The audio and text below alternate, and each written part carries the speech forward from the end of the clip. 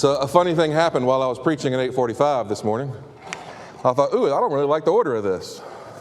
So it's fixing to be different, and good luck up there, guys. Before I do it, and the great part is this sermon is like 18 months old. Because, well, I'll tell you the story.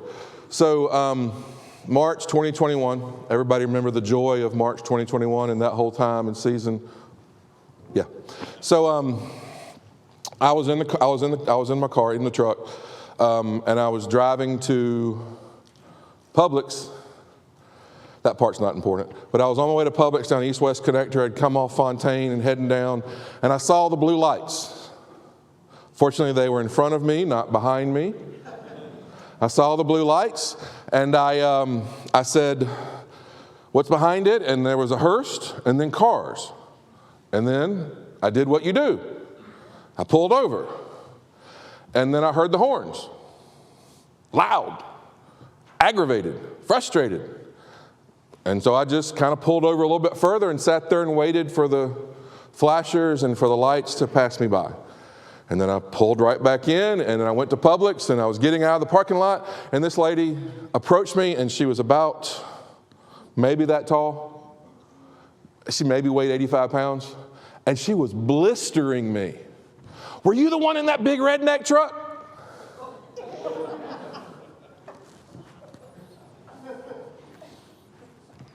Yeah, probably.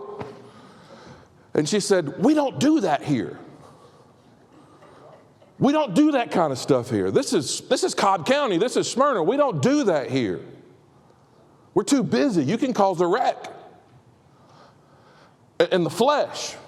You know what I'm saying? The things that I wanted to say, I was like, Reverend Derek Porter, Reverend Derek Porter, Reverend Derek Porter, Reverend Derek Porter, Reverend Derek Porter. And I said, okay.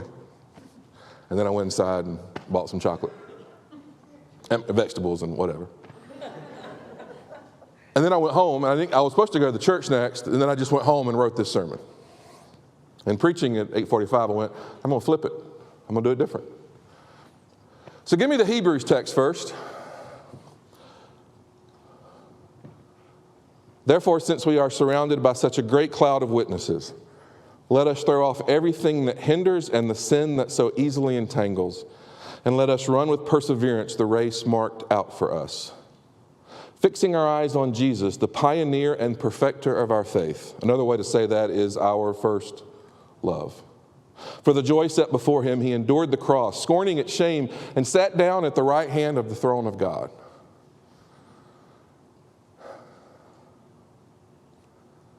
The world doesn't understand this at all. And to say that that's not the kind of stuff that we do, we're too busy for that, to pay respect to people who are saying goodbye to their loved one, that's just going to bust hell wide open. This is going to be that kind of sermon. Even more than that one was. Part of my day, either today or tomorrow, will be to sit down with a mom and dad. I wasn't going to do this. Whose son, 30 years old, passed away tragically this week. I mean, other than getting eaten by a shark, about the worst way you can die.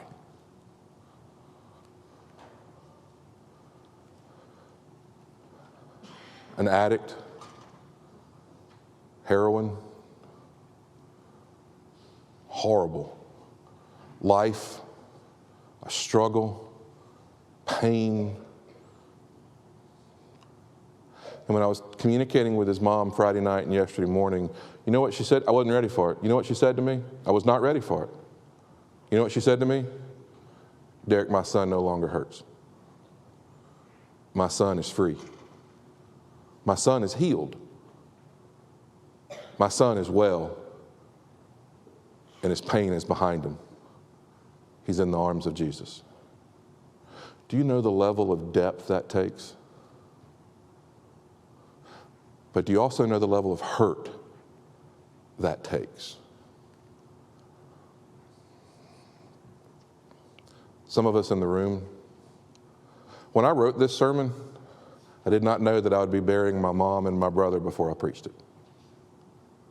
When I wrote this sermon, I had no idea that I would stand in the pulpit and stand at the graveside for Pat and bury Reverend Shannon and Reverend Mitchell. But God's prevenient grace is an awesome thing. And this dance is a huge part of it. We believe in a cloud of witnesses. It's a part of our faith. That as we think about these disciples that have sat at this table, as we think about the disciples who sit at the table with Jesus, we believe in a cloud of witnesses who love us. And we want to be people who are formed and shaped by that. So what I want you to hear in this video is where it starts. And I asked Jim, and I made the note that day, I want this video with Jim. Reverend Hale put it together and organized it for me and brought order to the chaos of my mind. Well, let's play the video. Now, I know at Smyrna First we have congregational care ministries such as Stephen Ministry as well as The Gathering. Talk to us a little bit about the importance of grief care and from your perspective. That, I think, sometimes there is a negative connotation with the word grief. I feel like that it is okay to grieve. I mean, that's part of the human condition. The human experience is grief, is being able to experience that loss and feel just what that means. You know, and I feel like that the more people you have to help you with that or to help you through that, the better off you are. I don't ever feel like there should be a situation where someone says, oh, no, you know, it's been 6 months. It's time for you to, you know, you should be better by now. You should be feeling, no, that's not okay. You know, sometimes you never get over it. I mean, you never fully get over the loss. You might feel a little bit less of that sting, but it's there. That sting is there. It won't ever go away. And so again, the grief process, in my opinion, if you've got somebody who's there and knows how to help you through it and knows what to do as far as help is concerned, that's a very, very valuable resource. That is incredibly helpful to people. In dealing with families with children, I tell the parents of those children, if that child is old enough to feel love, then they're old enough to understand loss, and that grief is part of it. So, you know, I have a different point of view from folks, I know, but like I say, that grief is again, just a part of our lives, and it needs to be processed. Otherwise, you know, you might not ever be able to get out from under that shadow. The importance of processing grief, being a people who can process it, who can take the time to process and feel the grief. The Jewish community has a very, very detailed way of doing it. The first is called Aninut, and I'm not saying it great, but it's death to burial, basically from the moment that your loved one dies all the way until they're buried. There's very strict rules for what you do. One is to help you start processing the grief. But that's not the only reason. The other reason is so that you can give proper time to honor and remember the one that you've lost. And we live in a world and we live in a time that is constantly pushing us harder and pushing us faster where we don't get to do that. And when we aren't paying attention to the people that have loved us, have cared for us, have nurtured us, and we find ourselves being robbed of that, it changes who we are. It changes what we are, and it makes us cynical. And please hear this pastoral, okay? It makes us mean. It makes us angry. And it changes who we are to our very fabric.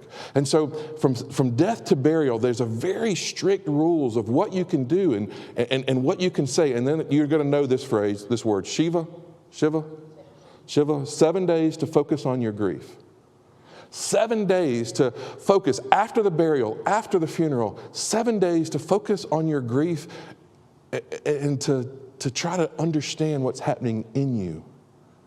Now, if you're like me, remember I told you when I wrote this, I didn't know I was going to bury my mom. I didn't know I was going to bury my brother. How many of us the day after the funeral were right back at work? Almost all of us, mostly. How many of us, for immediately within a day or two, we're right back into the grind, and then we find ourselves a week or 2 weeks, or if you're like me, 54 weeks later, going, man, I'm still hurting. And it's because of the community pressure. It's because of the world pressure that we live in, because we don't do that kind of stuff here. there needs to be an understanding. There needs to be a place. There needs to be a stop where we can go, yes, we do that kind of stuff here. We take time. But we also don't just take time to grieve. We take time to honor these people. And then the last one is the one that I've really been thinking about, the Shilashim. It's 30 days of mourning. Don't raise your hand on this one. Can you picture, as you think about your loved one, as you think about the person that you've lost at any time, can you imagine spending 30 days of mourning? In the world that we live in right now, it's unthinkable. But part of the historic part of our faith, ancient, thousands of years old, is having this schedule, having this routine, having this peace, having this part of being that. You might know the name Don Hart, just legendary pastor at Peachtree Road United Methodist. He's from South Fayette County. Just unbelievable. How about anybody know the name Skillet Hart? Skillet's his cousin, same community, same folks. He passed away this past week. Skillet, or week and a half, Skillet owned and ran a trucking company called Produce Trucking from coast to coast. Well, my friend, the Reverend Dr. Roy Stowe, was doing the service. And when she got to Moelle Funeral Home, she noticed 2 big semis sitting in the parking lot. And she just went over to check on them, and she said, y'all okay? And the one guy said, yeah, we're going to lead the processional. And she said, well, have y'all talked to the funeral director yet? And they said, well, no, do we need to? Please. So they go in, and when they come out, Stowe said, and she stood there waiting because she wanted to see what was going to happen. When they came out, she said the funeral director looked like somebody had scared him to death. Because it wasn't just these 2 18-wheeler semis that are going to be leading the processional. 20 semis had shown up to lead the processional. 20. See, Skillet had just as powerful a ministry as Don. And from coast to coast, he had poured into people. He had dropped off food and produce in communities and people that were struggling and hurting. There were people getting ready to lose their jobs, and he wrote checks, and they were losing their homes.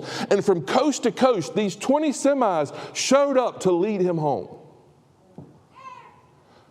And Stowe said to the funeral director, what are you going to do? He said, well, it's Skillet. I guess we're going to have 20 semis lead us to the Inman Cemetery. And she said, there was the police car and the hearse, and then 20 18-wheeler semis behind that hearse in front of me. And she said, as they pulled out on the Highway 85 out of the Moelle Funeral Home in Fayette County just a week and a half ago, she said they were hitting the horn as hard as they could. And every time they'd pull out, honk, honk, all 20 of them. And as they finally got out, they all had synchronized their music. Roll On 18-Wheeler was the first one. Roll On 18-Wheeler. Amazing Grace. And then when they made that short drive to the Inman Cemetery, these semis encircled the cemetery. And they played Go Rest High on that mountain. Stowe said, I've never been so scared to get up in front and talk in front of people in my life because I knew there was nothing I was going to say that was going to matter.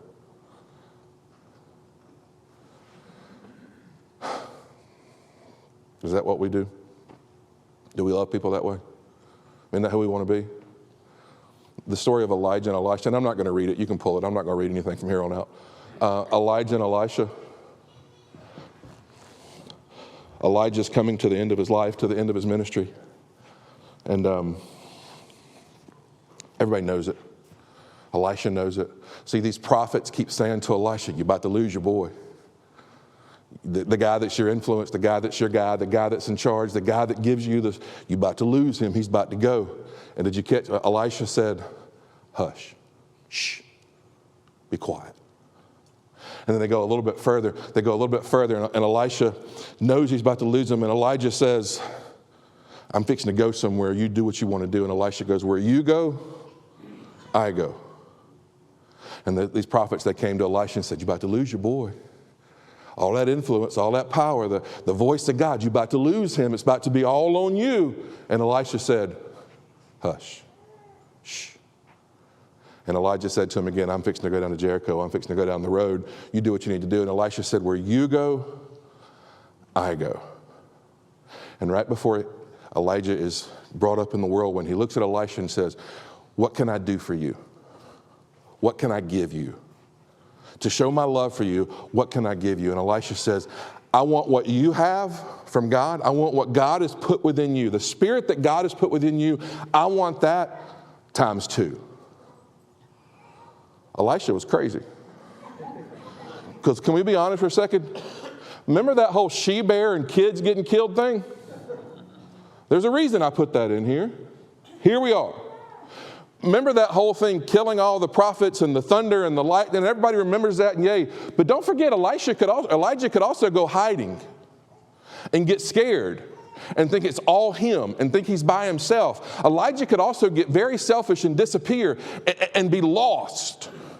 And I want 2 times that. And Elijah said, okay. And he's carried up. He's carried up in the whirlwind. He's carried up into heaven. But right before that, do you remember what happened? They're coming up to water. They're coming up to this big body of water. And Elijah takes the mantle and strikes the water, and the waters separate. And they walk through it. They get to the other side, and then Elijah is carried up. And Elisha's holding the mantle. Elisha's holding Elijah's mantle. And he walks to the water and says, God, where are you? And he hits the water. God, where are you? And the water separates. And that which was Elijah, that which was poured into Elijah, is now in Elisha. But do you know, the smartest thing Elisha did was not ask him for that. The smartest thing Elisha did was make sure he was there when he was needed to be. There was nothing that could take him away from Elijah. There was nothing that could separate him from Elijah. He knew right there that as he was getting ready to lose his mentor, that he was getting ready to lose this man, he knew right then, right there is where I need to be. And so many of us have holes in our hearts and in our souls because we have lost people. We have lost loved ones, and our schedules have not given us a chance to grieve. Our pace. We've lost our pace of grace. Many of us never had it. And so we can't figure out why it hurts so much. The Isaiah text. Go ahead and throw it up for me. The NIV translation gives this great image that God is going to hold the boys in the arm. And the NIV translation says the girls are going to be on the hip. And I was thinking, why are they going to do it different? Why is arm and hip? What is that? That doesn't make any sense to me. Why is it different? And so I started looking at different translations, and the NRSV says, boy in the arm, girls on the shoulder. Now, I'm not a doctor, and don't play one on TV, but I know that the hip and the shoulder are 2 different places on the body. Amen? So why in the world is the translation so different?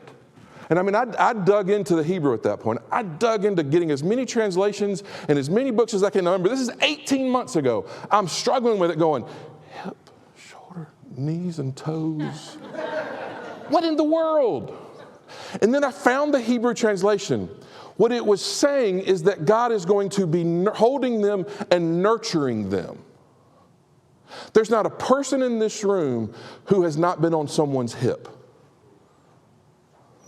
There's not a person in this room who didn't have a mom or a dad or a grandparent or an aunt or an uncle, someone who held them, who loved them and put them on the hip and carried them everywhere they went and nurtured them and cared for them and had a whole community that was nurturing and church that was nurturing them and carrying them and loving them. And what Isaiah is saying, we should see that same nurturing that's on the hip, on the shoulders. And when I say I stand on Pat and Jim's shoulders, I'm saying to you that they nurtured me. And that part of my ministry, part of my goal is to make sure that there's a next generation of ministers who are coming and standing on my shoulders. Because that's part of the call. But you have to understand that it's not just standing on the shoulders so that they can see, it's also on the hip and nurturing. Just like there's not one person in here who hasn't, I mean, you get as big as me, it's hard to picture being on somebody's hip.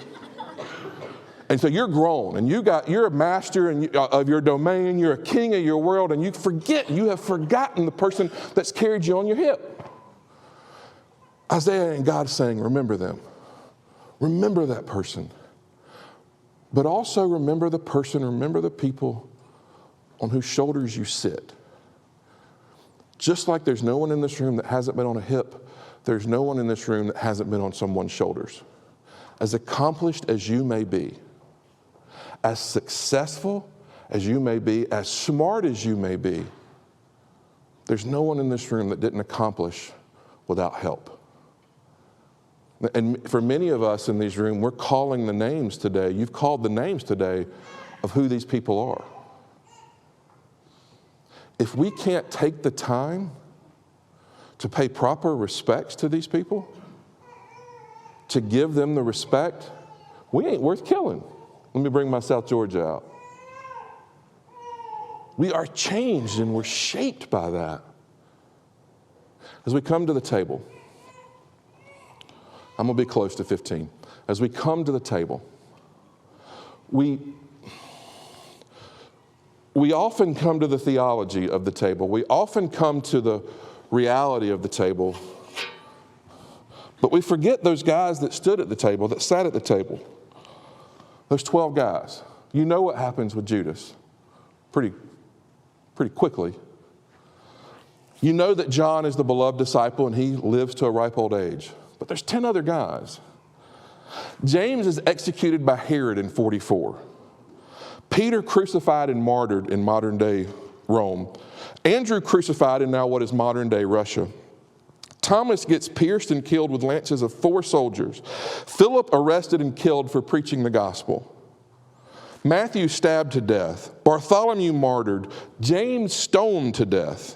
Simon executed for refusing to sacrifice to the sun god of the Persians. Matthias burned at the stake. Why? Because they knew they were sitting on Jesus' shoulders.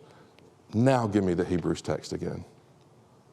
They understood the sacrifice that Jesus had made.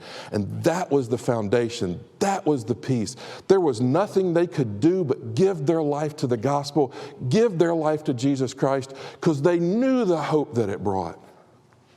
They knew the angels standing and singing. They knew the saints that were gathered. They were sitting and standing in this great cloud of witnesses, and there was no reality that they could give. There was no reality that they could live, but to sacrifice for the gospel no matter what, no matter what, no matter what. Let me ask you, if somebody were to ask us the question, are these the things that we do? What would we answer? No one's going to ask you for your life. I guarantee you that when it comes to faith here. But every day someone will ask you to live for Jesus. And to live for Jesus and to love Jesus means to have these paces and to have this grace and to have this time that we take for one another. One of the cool parts of this church right now, and now it's fixing to jump into it if the communion folks will come forward. One of the cool parts of this church, and this is what I wish I'd have ended with there, is there's a lot of young families that are coming to this church right now. A lot of young folks. Man, it's awesome. But you know the worst thing I can do to you as your pastor is only connect you to young people. I know that's who you want to connect with. You want people that are in the same stage of your life. You want folks that are going through what you're going through. That is the meanest thing I could do to you, young families. It's put people who are only in the same place as you. What you want from us, from me, is to people who are a season or two ahead of you. So that when you're panicking about why your kid won't quit doing this dumb stuff, somebody can look at you and say, yeah, my kid did the same stuff. You'll be all right. Because the folks who are with you are going to compete with you. They're going to compete in everything. And what you want is folks who can help you into that next season who've been there. And that's true whether your kid is 18 months or 18 years old. Because what I want from people, I want to sit with people who can tell me what life is like when the kids move out. Folks that are in the same season as me do me no good. I need the hope and the cloud of witnesses that can tell me they will go to their own home one day. They will. And they will prosper. And they will prosper. But right now they are great admirers of the Ronald Reagan trickle-down economy. And they will tell you they are. And you know what? That's all right. Right now, you need people in your life who can help you get to the next season. And to be part of the church world is not to put people alike, but to put people who are different. Now, here's the hardest piece. Maybe it's the best piece. If you're at a time in your life where you only want that, there's a generation of folks who need to know that they're still needed and loved. And just like you want them to pour into your life, these are folks that have provided and sacrificed and loved, and we stand on their shoulders as a congregation right now, that have held it together in very difficult days and need to know that not only are they still needed, but they are still loved and adored. A cloud of witnesses. You've called their name. There will be more names called. And I don't want you a year from now, when you hear names called, go, who was that? I want you to tell a story. I want you to be able to know the transformation in lives. That is the cloud of witnesses, and that is what we give our life to. Amen?